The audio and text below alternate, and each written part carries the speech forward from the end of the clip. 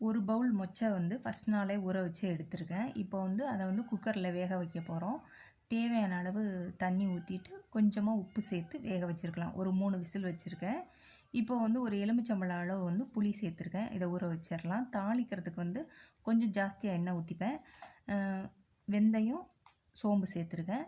ஒரு 10 சின்ன வெங்காயத்தை 2ஆக கட் பண்ணி இதில் சேர்த்துருக்கேன். தேவையான அளவு கருவேப்பிலை, 4 தக்காளி சேர்த்துருக்கேன். இது எல்லாம் நல்லா வதங்கினதுக்கப்புறம் என்ன பண்ண போகிறோன்னா, கத்திரிக்காய் இருக்கு இல்லையா, அதை வந்து இந்த மாதிரி கட் பண்ணிவிட்டு இதில் சேர்த்துருக்கேன். ஒரு 4 கத்திரிக்காய் சேர்த்துட்டு அதுவும் நல்லா வதங்கினதுக்கப்புறம் இந்த மொச்சை வேக வச்சுருந்தோம் இல்லையா, அதை வந்து தண்ணியெலாம் இருத்துட்டு இதில் சேர்த்துடணும். சேர்த்துட்டு அதையும் ஒரு 5 நிமிஷம் நல்லா வதங்கினதுக்கப்புறம் என்ன பண்ண போகிறோன்னா, 1/4 டேபிள் ஸ்பூன் வந்து மஞ்சள் தூள் சேர்த்துருக்கேன். 2 ஸ்பூன் வந்து மிளகாய்த்தூள், வெறும் மிளகாய்த்தூள் சேர்த்துருக்கேன். 2½ ஸ்பூன் வந்து மல்லித்தூள் சேர்த்துருக்கேன். உங்களுக்கு காரத்துக்கு தகுந்தபடி சேர்த்துக்கோங்க. இப்போ வந்து இதுக்கு தேவையான அளவு ஒரு செம்பு மாத்திரம் தண்ணி ஊற்றிருக்கேன். எனக்கு வந்து திக்காக இருக்கணும் குழம்பு, அதுக்காக நான் அப்படி பண்ணியிருக்கேன். இது நல்லா கொதித்து வந்ததுக்கப்புறம் புளி தண்ணி இருக்கு இல்லையா, நம்ம ஊற வச்சுருந்தோம் இல்லையா, அந்த இதை கரைச்சி இதில் சேர்த்துடலாம்.